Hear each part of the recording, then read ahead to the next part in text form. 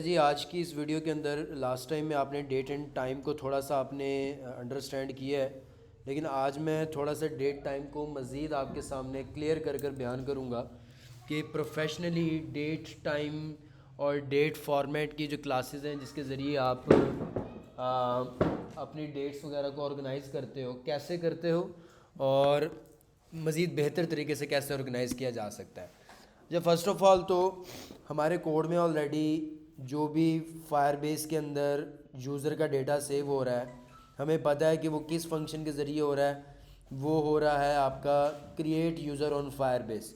ये वो फंक्शन है जो कि रिस्पॉन्सिबल है जब भी आपका यूज़र फायरबेस पर क्रिएट होगा तो इस फंक्शन के ज़रिए होगा।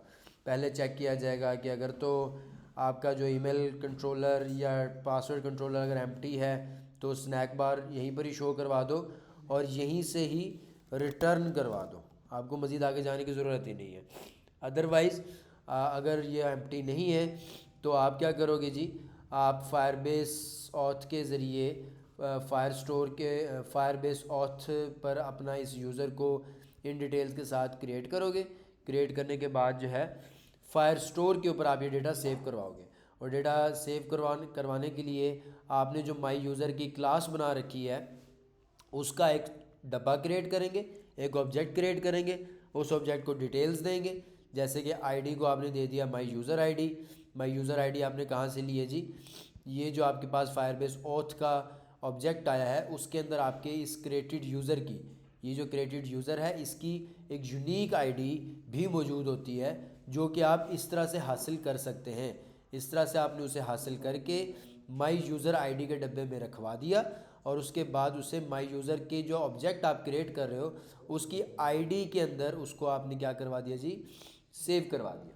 ठीक है, उसके बाद नेम में आपने क्या रखवा दिया जी, जो भी आपने यूज़र नेम के कंट्रोलर में रखा हुआ है उसको उसका टेक्स्ट शो करवा दिया, उसका टेक्स्ट सेव करवा दिया।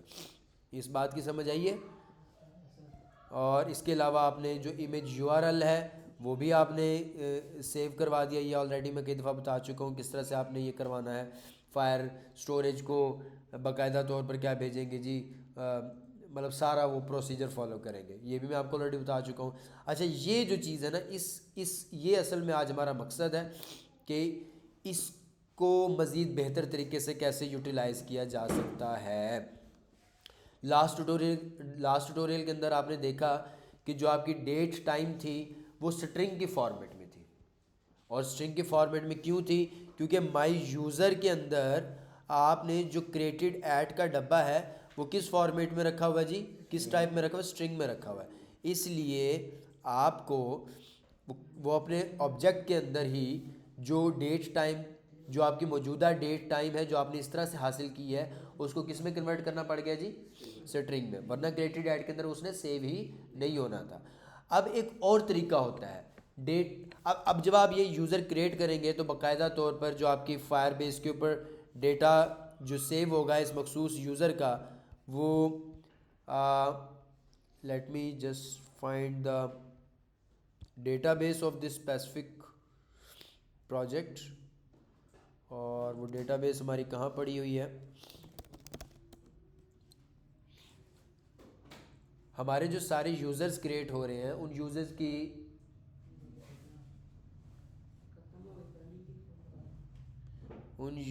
की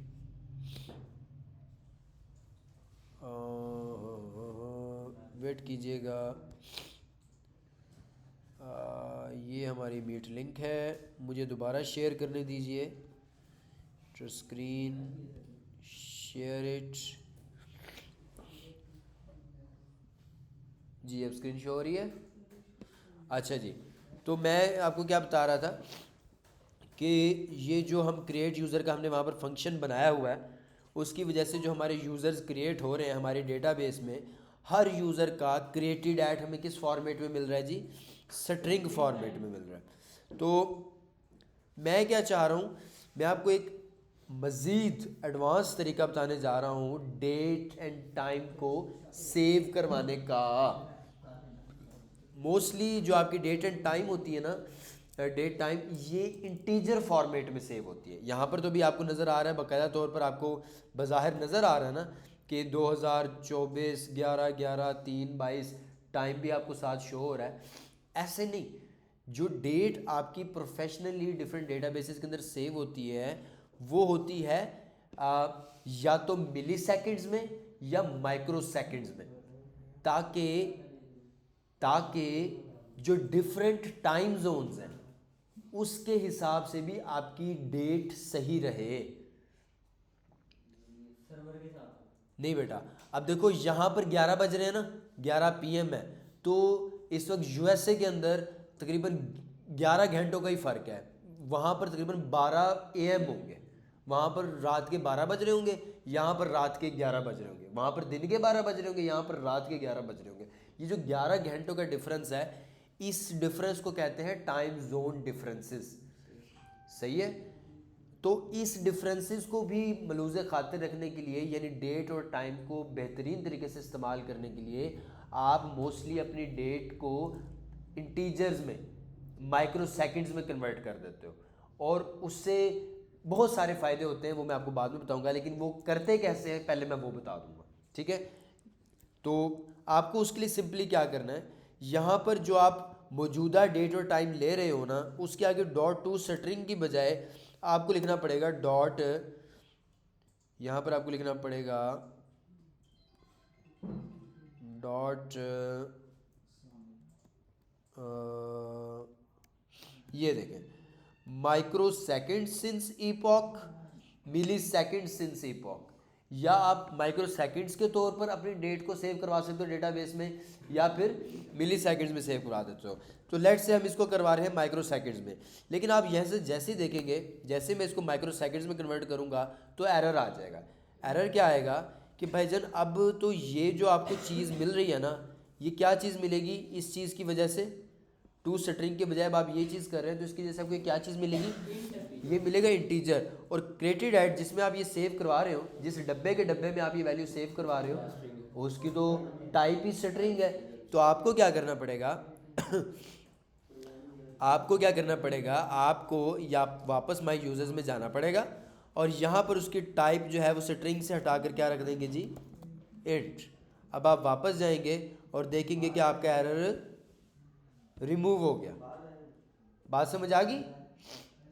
सही है, लेकिन अब याद रहे, आधी डेटाबेस में जो आपके जो टाइप्स हैं, जो डेटा है, बैठो बाय बाय। अच्छा, अब आपको यहाँ पर समझ आना चाहिए क्या अब्दुल्ला बेटा, आधी जो आपकी यूज़र्स हैं वो किस में सेव हुए हैं, स्ट्रिंग में। उनकी जो डेट है ना क्रिएटेड एट में, वो किस में सेव हुई है, स्ट्रिंग में। और अब जो बाकी आधी सेव होगी वो किस में सेव होगी, इंट में, जिसकी वजह से जब आप यूजर्स को फेच करोगे, आधा किसी ने फेच किया होगा स्ट्रिंग के तौर पर, अब आधा जो मैं आपको नया तरीका बताने चाह रहा हूँ उसमें आप फेच करोगे इंटीजर के तौर पर, तो यहाँ पर आ जाएगा क्लैश, जिसकी वजह से हमें हमारी डेटाबेस पूरी अब रिमूव करनी पड़ेगी। बहरहाल मैं भी आपको कर कर दिखाता हूँ। पहले हम देखेंगे हमारे सामने इस प्रोसीजर को करते हुए बाकायदा तौर पर एक एरर आएगा, और फिर उस एरर की वजह से हमें डेटाबेस में कुछ चेंजेस करनी पड़ेंगी। पहले देखते हैं। तो अब हमने बेसिकली चेंजेस किस में किए हैं, क्रिएट यूज़र फायरबेस में। अब हमारा जो यूज़र क्रिएट होगा उसकी डेट टाइम किस फॉर्मेट में सेव होगी, पीछे इंटीजर में सेव होगी। तो ट्राई कर कर देखते हैं क्या सीन होता है जी। अब हम एप्लीकेशन दोबारा से रीस्टार्ट करते हैं। अच्छा, हमें कुछ यहाँ पर एरर्स आ रहे हैं, उन एरर्स को भी देख लेते हैं। यहाँ पर यूज़र्स में एरर आ रहा है, हाँ वो ये कह रहा है कि भाईजान क्रिएटेड ऐड जो आप इसमें सेव करवा रहे हो ना, वो स्ट्रिंग के तौर पर सेव करवा रहे हो। अब जबकि वो क्या आ चुका है आपका, इंट में। अब यहीं पर ही मसला आ जाएगा। यहीं पर क्या मसला आएगा, अब मैं जो है जब भी मैं फ्रॉम जेसन का मेथड यूज़ करूँगा, तो यहाँ पर अब मैंने अपने कोड में समझा दिया है कि भाईजान पीछे से क्या आ रही है जी, इंटीजर आ रही है। मैंने यहाँ पर क्या समझा दिया कि पीछे से क्या आ रहा है जी, इंटीजर आ रहा है। हालांकि जो हमारे पुराने रिकॉर्ड से उसके अंदर वो डेटा किस में पड़ा हुआ है, अभी आप देखना उसी की वजह से एरर आएगा। ये मैं एप्लीकेशन अब करता हूँ जी रीस्टार्ट। ये मैंने एप्लीकेशन रीस्टार्ट की, ये हमारे सामने हमारा आउटपुट आ गई, ये हमारे सामने आउटपुट आ गई।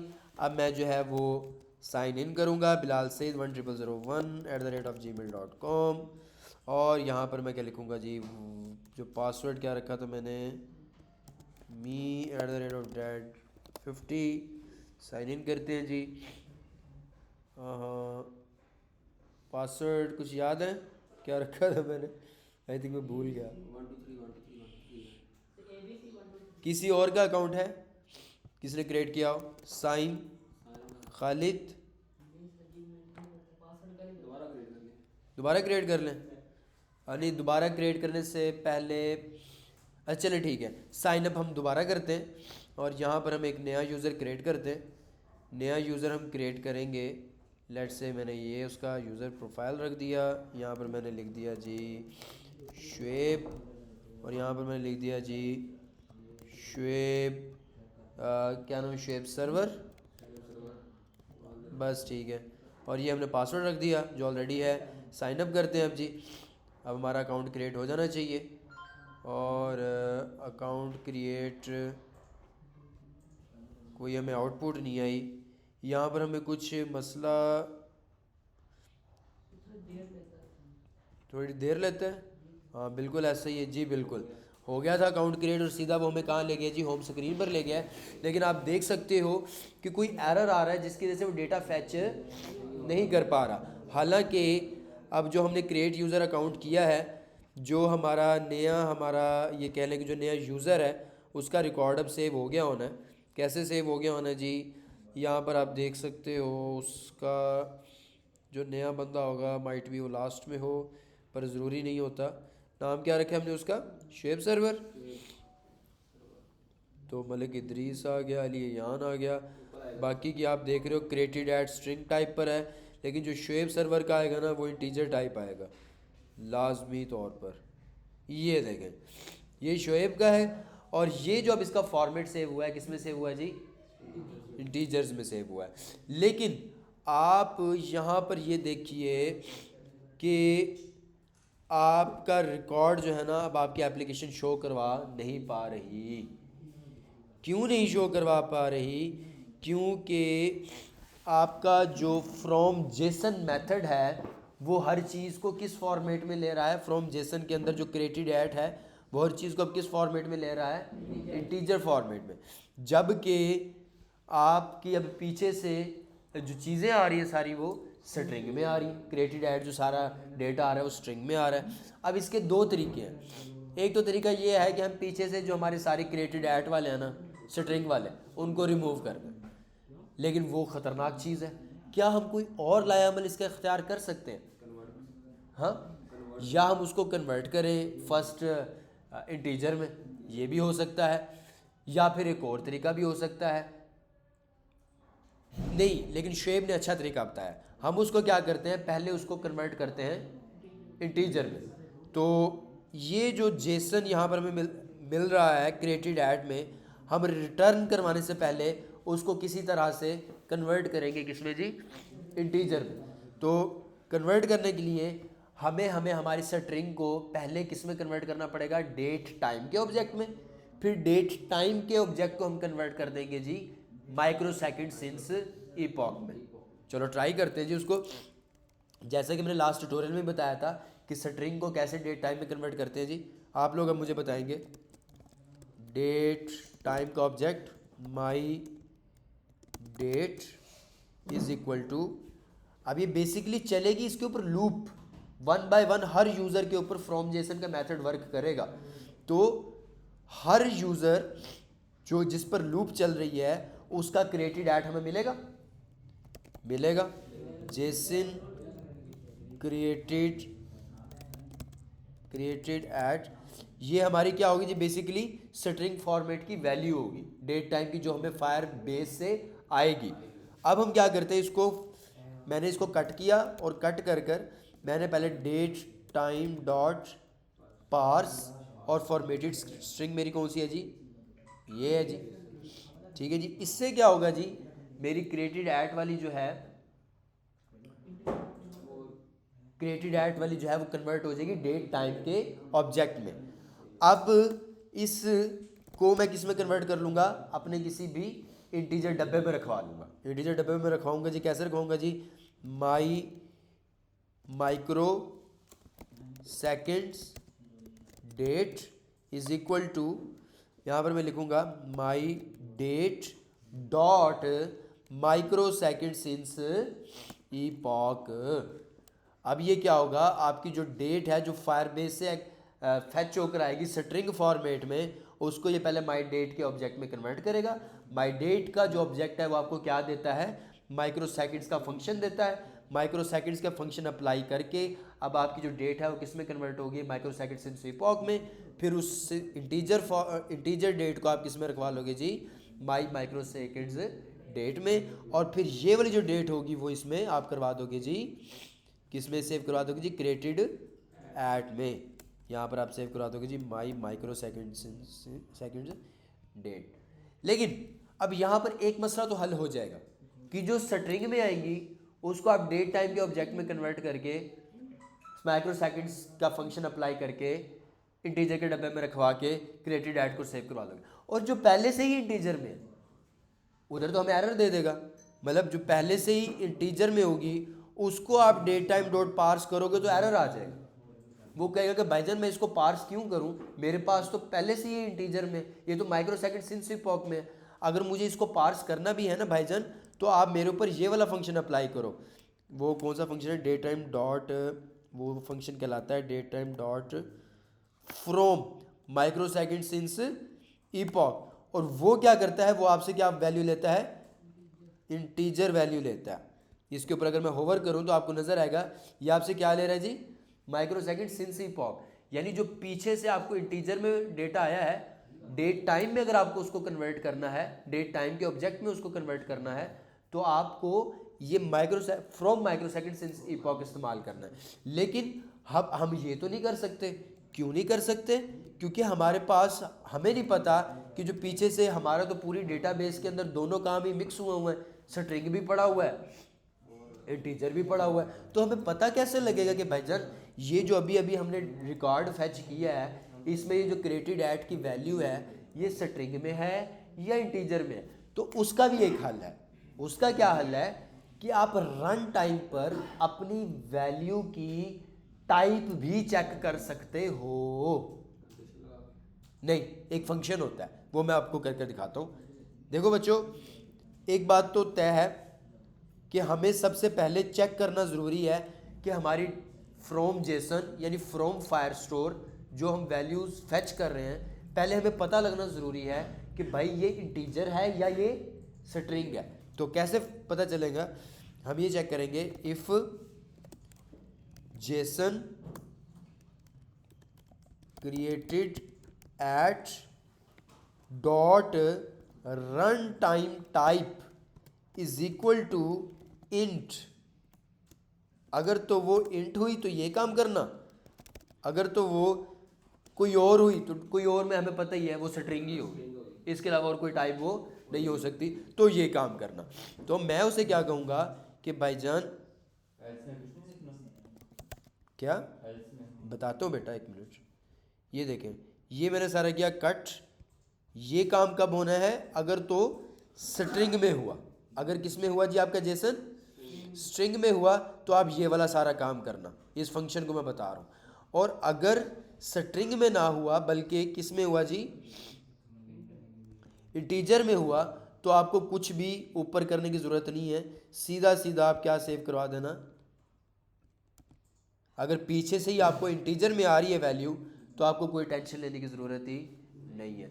आपके ठप्पे में माइक्रो सेकेंड्स के अंदर आपका ऑब्जेक्ट सेव हो जाएगा। ऑब्जेक्ट के अंदर जो डेटा है ना क्रिएटेड एट का, वो माइक्रो सेकेंड्स में डायरेक्ट सेव हो जाएगा। लेकिन अगर उसने रन टाइम पर देखा कि आपका डेटा इंटीजर नहीं है बल्कि क्या है जी, स्ट्रिंग है, तो वो इस इफ़ में नहीं जाएगा, अल्लाह इतना साहब आपके इफ़ में नहीं जाएगा, सीधा किस में चला जाएगा जी, एल्स में चला जाएगा। और एल्स में जाकर वो क्या करेगा, पहले आपके क्रिएटेड एट की स्ट्रिंग को, क्रिएटेड एट में जो स्ट्रिंग आपको पीछे फायर स्टोर से आई है उसको पार्स करेगा डेट टाइम में के ऑब्जेक्ट में। आपके पास माई डेट का डब्बा आ जाएगा। माई डेट के अंदर फिर डिफरेंट फंक्शंस मौजूद हैं, जिसमें से हम क्या फंक्शन यूज़ करेंगे जी, माइक्रो सेकेंड सिंस इपॉक को, वो किस में सेव करवा देगा जी आपकी वैल्यू को, माई माइक्रो सेकेंड डेट के अंदर, और फिर आप उसको डायरेक्टली सीधा क्रिएटेड ऐड में सेव करवा दोगे। इस तरह से आपका ऑब्जेक्ट प्रॉपरली वर्क करेगा।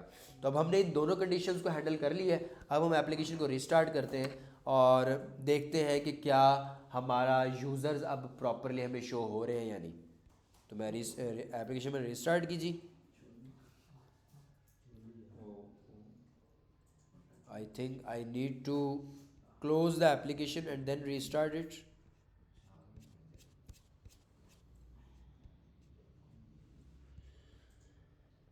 एप्लीकेशन में क्लोज करता हूँ जी, दोबारा से रिस्टार्ट करता हूँ। आज का जो कंसेप्ट था ये थोड़ा सा टेक्निकल था, लेकिन अब आप बैकएंड की तरफ जा रहे हैं और बैकएंड कोई आसान चीज़ नहीं होती, इसको ज़रा आपको ज़रा मतलब टेक्निकल होकर चीज़ों को ज़रा समझना पड़ेगा। ये फ्रॉम जेसन का मेथड क्या है, जब तक एप्लीकेशन रिस्टार्ट हो रही है मैं आपको फिर से चीज़ें समझा रहा हूँ। फ्रॉम जेसन बेसिकली अगर आप अपने जाकर जहाँ पर आप यूज़र्स को फैच कर रहे हैं ना, तो वहाँ पर आप जाकर देखें कि फ्रॉम जेसन बेसिकली आप फ्रॉम जेसन को हर इंडिविजुअल यूज़र का जो डॉक्यूमेंट है ना वो लूप के ज़रिए देते हो, लूप के ज़रिए उसको देते हो। फ्रॉम जेसन क्या करता है, आपके हर यूज़र के डॉक्यूमेंट को ऑब्जेक्ट में कन्वर्ट कर रहा है। ठीक है, यहाँ पर अगर आपको मैं दिखाऊं लॉगिन स्क्रीन लॉजिक में, बच्चे ने फैच यूज़र्स का वो बनाया हुआ है, फैच यूज़र्स का बच्चे ने लाजमी बनाया होगा।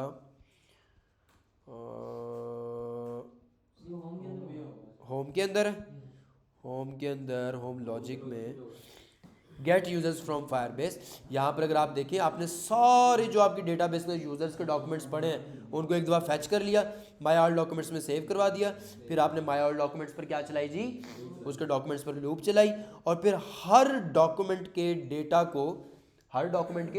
डेटा को आपने फ्रॉम जेसन मैथड के ज़रिए किस में कन्वर्ट किया जी, माई यूज़र के डब्बे में, और बारी बारी उसको किस में डालते गए जी, माई यूज़र्स की लिस्ट में डालते गए। तो ये जो काम है ये अभी प्रॉपरली इसलिए नहीं हो पा रहा था क्योंकि आपका जो आधे यूज़र्स थे वो स्ट्रिंग में थे और कुछ यूज़र्स थे जो इंट में थे। इंट वालों को तो वो प्रॉपरली हैंडल कर रहा था, स्ट्रिंग वालों को वो हैंडल नहीं कर पा रहा था, और स्ट्रिंग वालों को हैंडल करवाने के लिए हमने अभी अभी अपने लॉजिक में क्या लिखा है जी, हमने अभी अभी अपनी उस क्लास के अंदर जो हमारी यूज़र्स की क्लास है जो फ्रॉम जेसन का मेथड है उसके अंदर हमने ये उसे बताया है कि भाईजान रन टाइम पर चेक कर लेना, अगर तो इंटीजर ही फायर स्टोर से आ रहा है क्रिएटेड ऐड के अंदर तो सीधा सीधा सेव करवा देना, क्योंकि हमारा क्रिएटेड ऐड एक्सेप्ट ही क्या कर रहा है जी, इंट एक्सेप्ट कर रहा है। और अगर इंटीजर नहीं आ रहा बल्कि स्ट्रिंग आ रहा है तो भाईजान यहाँ पर खतरे की घंटी है, तो उस खतरे की घंटी को सेट करने के लिए आपने क्या किया जी, क्रिएटेड ऐड की स्ट्रिंग को पहले आपने डेट टाइम के ऑब्जेक्ट में कन्वर्ट कर लिया, फिर उस डेट टाइम के ऑब्जेक्ट को आपने माइक्रो सेकेंड्स सिंस इपॉक की वैल्यू के फंक्शन को यूटिलाइज करते हुए अपनी डेट टाइम को आपने माइक्रो सेकेंड्स में कन्वर्ट किया, फिर उन माइक्रो सेकेंड्स को आपने किस में सेव करवा लिया जी, अपने माइक्रो सेकेंड्स डेट के डब्बे में सेव करवा लिया, और फिर उस माइक्रो सेकेंड्स के डेट के डब्बे को आपने किसको अप्लाई कर दिया जी, क्रिएटेड ऐड को अप्लाई कर दिया।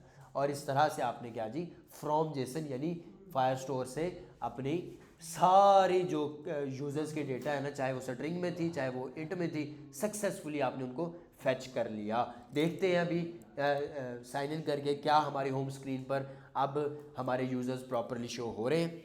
सो ये हमारे सामने हमारी एप्लीकेशन है, और मैं अब इसके ऊपर क्या नाम था, शुएब server@gmail.com, पासवर्ड क्या रखा था जी, me@50, ये हमने किया जी साइन इन, और अब यूज़र्स फैच हो जाने चाहिए। बिल्कुल जी, अब यूज़र्स फैच हो गए, लेकिन एक मसला आया है, इनवैलिड डेट फॉर्मेट।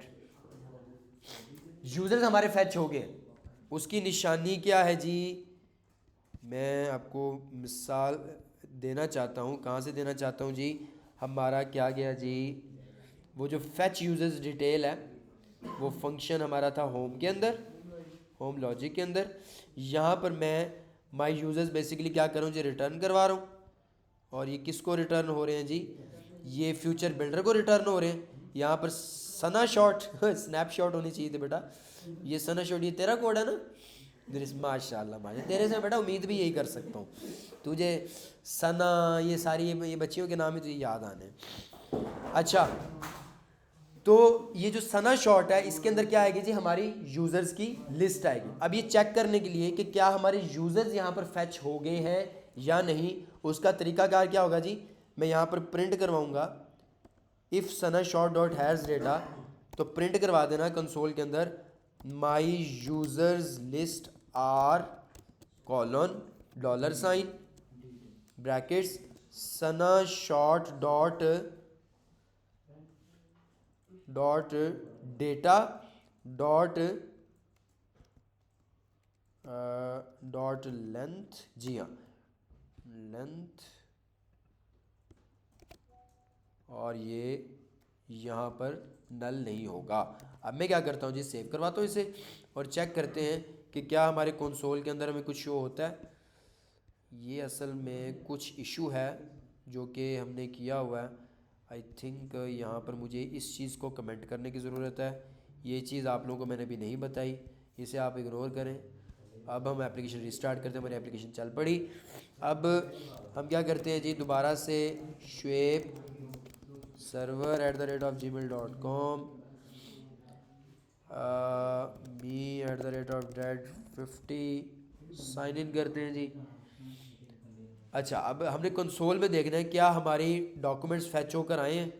तो ये देखें my users list are 12, that means पहले आपको मैंने सच ये प्रिंट कर नहीं दिखाया था, लेकिन जब आपका वो स्ट्रिंग वाली चीज़ को हमने हैंडल नहीं ना किया हुआ था, तब आपके डॉक्यूमेंट्स फैच ही नहीं हो रहे थे।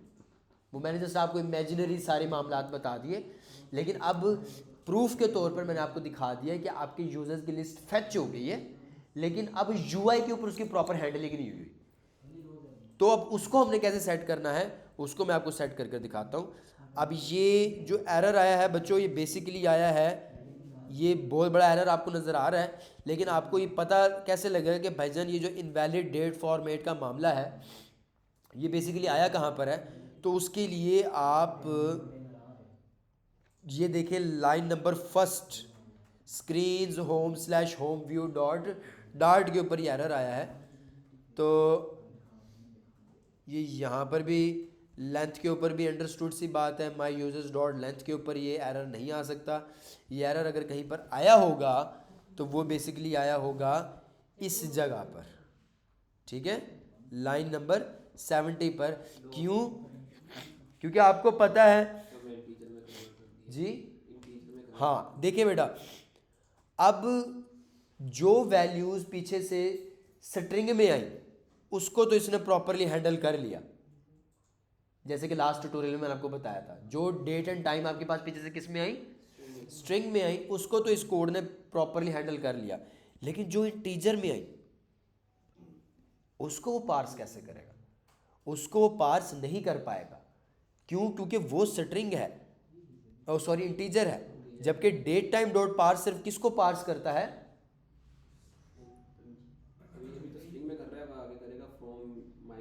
हाँ, अब हमें मजबूरन जो है हमें अब यहाँ पर भी जो हमने फ्रॉम जेसन मेथड के अंदर काम किया हुआ है वही मेथड वही काम हमें यहाँ पर करना पड़ेगा कि भाईजान अगर तो स्ट्रिंग में आए तो काम फिट हुआ है ऑलरेडी, पीछे से अगर डेट स्ट्रिंग में आए तो काम ऑलरेडी यहाँ पर फिट करवाया हुआ हमने। अगर पीछे से इंटीजर में आ गई तो फिर हम क्या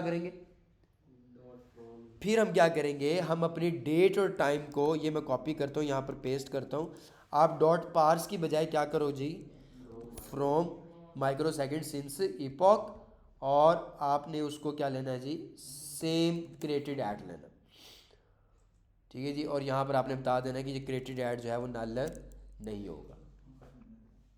लेकिन अब इस बात को तय करना, अब ये मैं आपसे क्वेश्चन पूछता हूँ, इस बात को तय करना कि बच्चों पीछे से आया कि स्ट्रिंग आया है या इंटीजर आया। अब इन दोनों में से एक केस होगा ना, इन दो लाइनों में से एक लाइन होगी, इन दो लाइनों में से एक लाइन होगी। ये वाली लाइन है, या तो पीछे से आएगा इंटीजर, अगर तो इंटीजर आया तो आप ये वाला फंक्शन अप्लाई करोगे from microsecond since epoch, और अगर तो पीछे से स्ट्रिंग आया तो फिर आप किस तरह से पार्सिंग करोगे उसकी, डेट टाइम डॉट पार्स।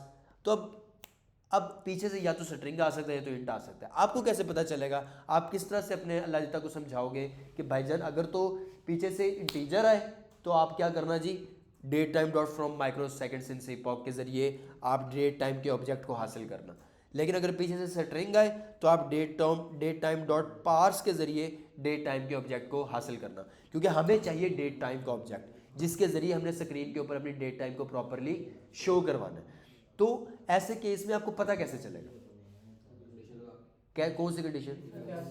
हाँ, इफ एल्स तो लगा दूंगा, लेकिन पता कैसे चलेगा रन टाइम पर जबकि एप्लीकेशन चल रही है, स्क्रीन के ऊपर सब कुछ शो हो रहा है? पता आपको कैसे चलेगा कि जो पीछे जेसन से आपकी क्रिएटेड डेट आई है वो रन टाइम पे कैसे पता चलेगा कि भजन वो इंट आई है या स्ट्रिंग आई है? क्योंकि ये लिस्ट व्यू बिल्डर बेसिकली क्या कर रहा है, आपकी स्क्रीन पर फायरबेस से डेटा फेच करके उसको मतलब ऑब्जेक्ट में उसने कन्वर्ट किया, कन्वर्ट करके अब लिस्ट व्यू बिल्डर के जरिए आपके ऑब्जेक्ट्स को वो क्या कर रहा है जी, डिस्प्ले कर रहा है। List view builder, list view आपकी जो लिस्ट है जो आपने माई यूजर्स की लिस्ट फेच की है उसको अब क्या कर रहा है, स्क्रीन के ऊपर बिल्ड कर रहा है। तो अब आपने इस बिल्डिंग के दौरानिए में कैसे अल्लाह को समझाना है कि भाईजान पीछे से अगर टाइप जो है वो इंटीजर आई तो डेट टाइप, हाँ आई बच्चा पहुंच गया। मैंने अभी आपको फ्रॉम जेसन के मेथड में बताया है कि भाईजान अगर आपने रन टाइम पर चेक करना हो कि पीछे से अगर इंटीजर वैल्यू आ रही है तो आपको रन टाइम पर आप किस तरह से चेक करोगे। तो ये भी मैंने आपको फ्रॉम जेसन के मेथड बताया, मैं आपको लिख कर भी बताता हूँ। आपने यहाँ पर चेक ये करना है, if logic dot my users के इंडेक्स पर जो भी डॉट क्रिएटेड ऐट की वैल्यू है अगर तो ये किसके बराबर है जी, इसकी क्रिएटेड ऐट की अगर रन टाइम टाइप, क्या जी, रन टाइम टाइप जो है अगर तो वो क्या है जी, इंट के बराबर है, तो आप क्या करना जी, आप पहले ये खाली डब्बा बना कर रख दें डेट टाइम का यहाँ पर इस तरह से, जिस तरह से मैं आपको डार्ट पैड के अंदर बताया करता था। अगर तो इंटीजर हुई तो आपने डेट टाइम के अंदर क्या सेव करवाना है, आपने इस काम के जरिए वैल्यू सेव करवानी है डेट टाइम को, वरना आपने किस तरह सेव करवानी है, इस तरह सेव करवानी है, जिस तरह से मैंने आपको डार्ट पैड के अंदर चीज़ें सिखाई भी थी। अभी आप यहाँ पर देखिए, यहाँ पर अब सीधी सीधी बात लिखी हुई है, भाईजान डेट टाइम का एक खाली डब्बा बना दो और अगर तो मौजूदा जो आपके पास पीछे से डेटा आया है क्रिएटेड ऐट का, अगर तो वो है जी किस में जी, इंटीजर में, तो आपने डेट टाइम के अंदर जो भी डेटा सेव करवाना ना वो इस काम के ज़रिए सेव करवाना। अगर वरना डेफिनेटली वो क्या होगी जी, स्ट्रिंग होगी, तो फिर आपने किसके ज़रिए सेव करवाना है जी, इसके ज़रिए सेव करवाना है डेट टाइम के अंदर। बाकी सारा काम वही होगा कि आपने अब अपनी डेट को पप्पू बनाना है तो आपके पास डेट टाइम का ऑब्जेक्ट मौजूद है, फॉर्मेट का फंक्शन जो है वो डेट टाइम के ही ऑब्जेक्ट लेता है, डेट टाइम के ऑब्जेक्ट आपको चाहिए था वो आपने ले लिया। आज मैंने थोड़ी सी टेक्निकलिटी बीच में ऐड की है ताकि आप बच्चों के माइंड जो है ना थोड़े से अपग्रेड हो। ये सारा जो प्रोसीजर था ये होना ज़रूरी था अगर आपके डेटाबेस के अंदर दो किस्म की, एक ही फील्ड हो और उसमें दो किस्म के डेटा सेव हुए, तो आप इस तरह से सारा फंक्शन करते हैं। अब हम ज़रा आउटपुट देखते हैं क्या हमारी आउटपुट सही आ रही है। तो ये मैंने अपनी एप्लीकेशन को रिस्टार्ट किया और यहाँ पर अब मैंने शुएब server@gmail.com लिखा और यहाँ पर मैंने क्या लिखना है जी, me@dat50 साइन इन करते हैं जी। अब आप इंशाल्लाह देखेंगे कि आपको सब कुछ फिट नज़र आ गया। सही है माशाल्लाह। मुझे नहीं पता था, मैंने इस चीज़ की कोई प्रैक्टिस नहीं की थी, कोई मतलब इस चीज़ की तैयारी नहीं की थी इस चीज़ की, और मुझे नहीं पता था कि लेक्चर के दौरानिए में ही इस तरह की हमें कन्फ्यूजन सामने आएगी कि भाई आधा डेटा में क्रिएटेड ऐट स्ट्रिंग में है, आधा डेटा जो है वो इंटीजर्स में है, तो उसको हमने कैसे हैंडल करना है। तो ये सारा मैंने मौजूदा टाइम पर ही आपको ये सारी चीज़ें समझाई हैं और इसमें इस लेक्चर को थोड़ा सा टेक्निकल है, ना समझ आए तो इसको आपने बार बार देखना है, मेरे लफ्ज़ों को बार बार सुनना है, आपके जहन में ये पूरी इमेजिनेशन क्रिएट होनी चाहिए। और इसी जब ये पार्ट आपका क्लियर होगा ना तो बैक एंड के अंदर फिर फॉर लाइफ किसी भी किस्म के जो कम्प्लेक्स इश्यूज होंगे ना आप उसको बआसानी समझ जाया करेंगे। जब आपको वो इश्यूज समझने आ गए, कम्प्लेक्सिटीज समझने आ गई, तो आप एक बेहतरीन बैक एंड डेवलपर बन जाएंगे। मैं जो बेसिकली मैं हूँ ना, मैं बेसिकली बैकएंड डेवलपर हूँ, फ्रंट एंड मेरी इतनी अच्छी नहीं है क्योंकि मैंने उस पर इतनी मेहनत ही कभी नहीं की, लेकिन मैंने बहुत जो मेहनत की है वो किस पर मेहनत की है, बैकएंड पर, और ज़्यादा मिलती भी किसको है, बैकएंड वालों को मिलती है। सही है, तो ये है। इसमें मज़ीद किसी को कोई बात ना समझ आई हो तो आप जो है ना मुझसे पूछ लीजिएगा। और इसके अंदर जो अभी इमेजेस हमारे शो नहीं हो रहे हैं, वो आपको पता है कि हमने जो एप्लीकेशन रन की हुई है वो ब्राउज़र के थ्रू नहीं, मतलब टर्मिनल के थ्रू रन नहीं की, वेब रेंडर HTML का टैग लगा के अगर हमने वो लगाया होता तो हमारे इमेजेस भी शो हो रहे होते हैं। सो आज आपको पता चल गया। अब जो आपका सारे जो असल मकसद था इस ट्यूटोरियल का वो ये कि आपके जो डेट टाइम जो है ना वो आपने ज़्यादातर किस में सेव करवानी होती है अपने डेटाबेस के अंदर, या आप माइक्रो सेकेंड्स सिंस इपॉक में सेव करवाएं या मिली सेकेंड सिंस इपॉक में सेव करवाएं, उससे बहुत ज़्यादा अनलिमिटेड फ़ायदे होते हैं। और ये आपकी अगली असाइनमेंट है कि आपने देख कर आना है कि डेटाबेस के अंदर इंटीजर्स फॉर्मेट में आपकी डेट को सेव करवाने के क्या फ़ायदे हैं, और इंटीजर्स फॉर्मेट में अगर डेट आपने सेव करवाई हुई है तो उसको फैच करके आपने एप्लीकेशन में कैसे शो करवाना है वो मैंने आपको अभी प्रैक्टिकली कर दिखाया। और एक आखिरी चीज़ जो मैं आपको बताना चाहूँगा इस डेट टाइम के अंदर, ये आपको डेट फॉर्मेट के अंदर चीज़ नज़र आ रही है ना, ये ट्रिपल मतलब tetra E double D tetra M tetra Y, ये बेसिकली है क्या, ये आपकी डेट की फॉर्मेट को बता रहा है कि आपकी जब पप्पू डेट आएगी ना वो इसके तौर पर आएगी।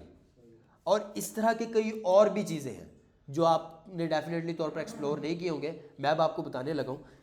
आप जाएंगे यहाँ से क्रोम में और यहाँ पर लिखेंगे डेट फॉर्मेट क्लास फ्लटर, यहाँ से आप जाएं, यहाँ पर आपके सामने पहली लिंक आएगा डेट फॉर्मेट क्लास का, और यहाँ पर आपको ये डिफरेंट जो है ना फॉर्मेट्स देखने को मिल जाएंगे। Let me show you them. Format pattern और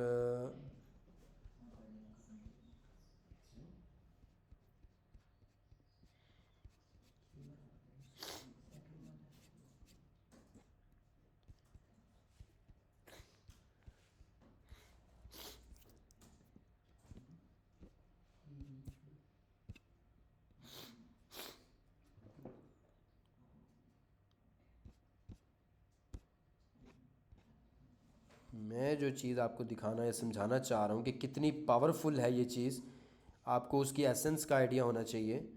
और उसके लिए ये हमारा है आउटपुट और ये है हमारा कोड, ये हमारा कोड है, हमारी आउटपुट है, और ये हमारा कोड है।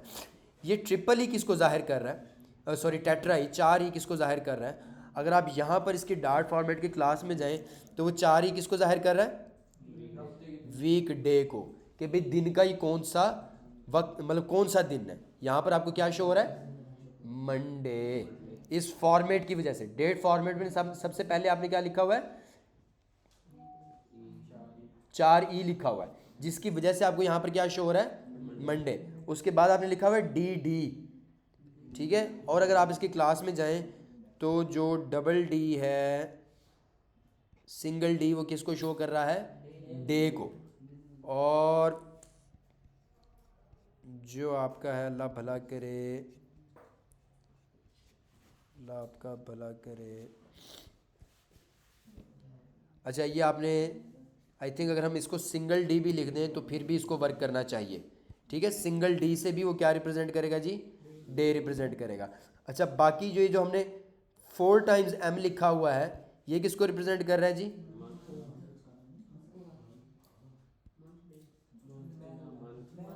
यहाँ ये देखें, ये लिखा हुआ है, ये किसको शो कर रहा है, मंथ को।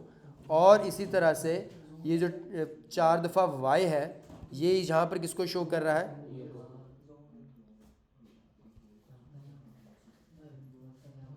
4 दफ़ा वाई किससे लिखा हुआ है, यानी अगर हम अकेला वाई भी लिख देते तो उसने वर्क कर जाना था। सो लेट्स सी कि हम अभी इसको रिस्टार्ट करते हैं और देखते हैं क्या हमारे डेट फॉर्मेट बिल्कुल सही शो हो रही है। तो यहाँ पर हम गए शुएब सर्वर @ अच्छा, ये हमें ये बच्चे ने ये चीज़ें भी हमें मतलब आनी चाहिए। नेक्स्ट इंशाल्लाह ट्यूटोरियल के अंदर हम ये चीज़ करेंगे कि अगर तो एक दफ़ा यूज़र साइन इन हो जाए ना तो अगली दफ़ा दोबारा साइन इन ना करना पड़े, वो सीधा किधर जाए जी, होम स्क्रीन पर। तो ये इंशाल्लाह हम नेक्स्ट ट्यूटोरियल के अंदर करेंगे, लेकिन इसके ट्यूटोरियल के अंदर मैं आपको डेट टाइम्स को समझाना मेरे लिए ज़रूरी है। तो आप देख रहे हैं कि अभी भी आउटपुट वही है। क्यों वही है? क्योंकि जो इसकी डॉक्यूमेंटेशन है उसके मुताबिक क्या है जी, आपको 4 दफ़ा वाई लिखने की ज़रूरत नहीं, आप सिंगल दफ़ा भी वाई लिखेंगे तो काम आपका बन जाएगा। अब ये जो लिखा हुआ इसने ईयर नम मंथ, ये किस तरह से आपको मिल रहा है? वाई और कैपिटल एम से। तो आप यहाँ पर क्या लिख दें जी, वाई के साथ कैपिटल एम और डी के साथ कोई और हमें पंगा अगर हम करना चाहें जी, पहले हम सिर्फ इसी पंगे को यूटिलाइज़ करते हैं और देखते हैं अब हमारे पास क्या आउटपुट आती है। ये एप्लीकेशन मैंने रिस्टार्ट की और अब मैं जाकर दोबारा से लिखता हूँ shoaib_server@gmail.com। इसको मैं क्लिपबोर्ड के अंदर कॉपी कर लेता हूँ ताकि मुझे बार बार ना लिखना पड़े, सिर्फ पासवर्ड ही लिखना पड़े। तो अब मैं साइन इन करता हूँ और अब देखते हैं कि हमारे पास क्या आता है जी। नवंबर के साथ जो है ना, अब हमें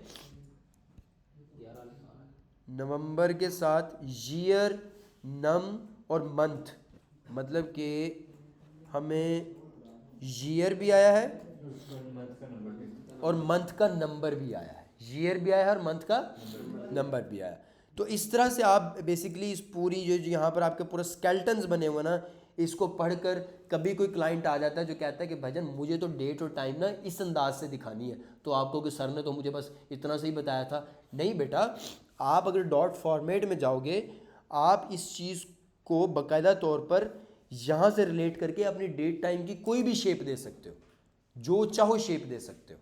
सही है। और भी इसके अंदर एक बड़ी बेहतरीन चीज़ें हैं जो कि मैं आपको दिखाना चाहूँगा, वो ये कि कुछ फॉर्मेट्स हैं इस तरह के।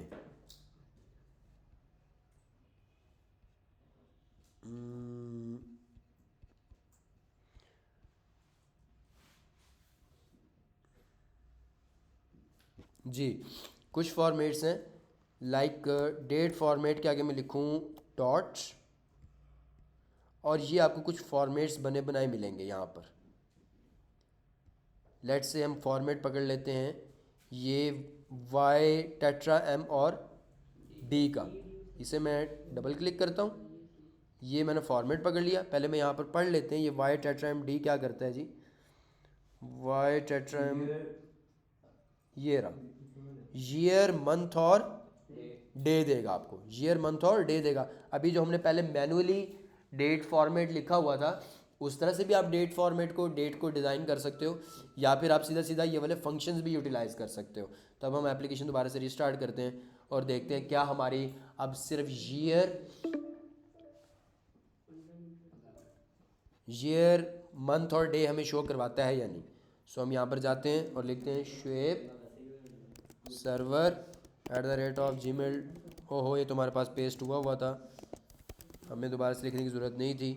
ये मैंने साइन इन किया और अब हम देखते हैं हमारे पास क्या शो हो रहा था। हाँ, सही है जी। अब हमें वो चीज़ें मैनुअली लिखने की ज़रूरत ही नहीं पड़ी, वो जो बना बनाया फंक्शन था ना वो हमें मिल गया। तो ये जो आप अगर आप इस क्लास को पढ़ेंगे ना, तो ये कुछ ऐसे फंक्शंस हैं जो बने बनाए पड़े हुए हैं। ये YMMD, ये अकेला डी।